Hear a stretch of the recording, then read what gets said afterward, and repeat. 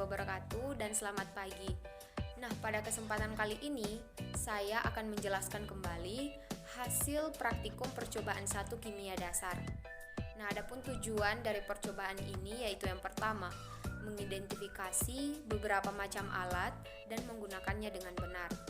Yang kedua, mengenalkan peralatan kesehatan dan keselamatan kerja atau K3 di laboratorium. Yang ketiga adalah mampu menggunakan peralatan K3 di laboratorium dengan benar. Baiklah, saya akan memperkenalkan beberapa macam alat yang terdapat di dalam laboratorium dan fungsinya. Yang pertama ada gelas kimia yang berfungsi untuk menyimpan larutan, mencampurkan larutan, dan memanaskan larutan. Yang kedua ada gelas ukur yang berfungsi untuk mengukur volume larutan. Yang ketiga ada corong dan kertas saring. Corong berfungsi untuk memindahkan suatu larutan dari wadah yang satu ke wadah yang lainnya, sedangkan kertas saring berfungsi untuk menyaring larutan. Yang keempat ada Erlenmeyer yang berfungsi untuk menyimpan titran pada saat titrasi dan sebagai wadah untuk filtrat pada saat penyaringan dan memanaskan suatu sampel. Yang kelima ada tabung reaksi yang berfungsi untuk melarutkan dua larutan atau lebih dan memanaskan larutan. 6. Rak tabung reaksi yang berfungsi untuk menyimpan tabung reaksi. Yang ketujuh, gegep atau penjepit yang berfungsi untuk menjepit tabung reaksi pada saat pemanasan. Plat tetes berfungsi untuk menyimpan cairan yang telah diteteskan.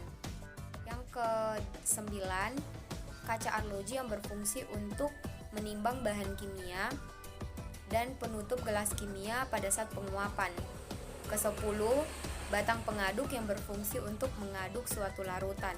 11, ada spatula yang berfungsi untuk mengambil bahan kimia yang berupa padatan maupun kristal. Yang ke-12, termometer yang berfungsi untuk mengukur suhu. Yang ke-13, pipet tetes yang berfungsi untuk mengambil larutan dalam skala ukuran tetesan terkecil. Yang ke-14, lumpang dan alu yang berfungsi untuk menghaluskan padatan. Dan yang terakhir, ke-15, yaitu karet penghisap yang bagian-bagiannya terdiri atas A yang berfungsi untuk mengeluarkan dan memasukkan udara, bagian S berfungsi untuk mengambil larutan, dan E berfungsi untuk mengeluarkan larutan.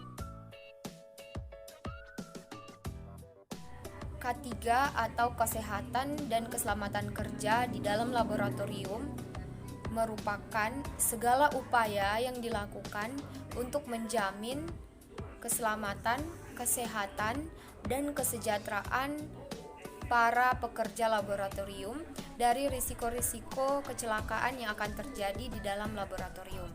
Oleh karena itu, ada beberapa hal yang harus kita perhatikan ketika berada di dalam laboratorium. Yang pertama mengenai pakaian. Untuk pakaian, dilarang menggunakan perhiasan yang dapat rusak oleh bahan kimia, sepatu yang terbuka, sepatu licin, dan berhak tinggi. Kemudian untuk perempuan dan laki-laki yang memiliki rambut panjang disarankan untuk mengikat rambut. Rambut yang panjang yang dibiarkan terurai akan menyebabkan kecelakaan karena rambut yang panjang dapat tersangkut pada alat yang berputar.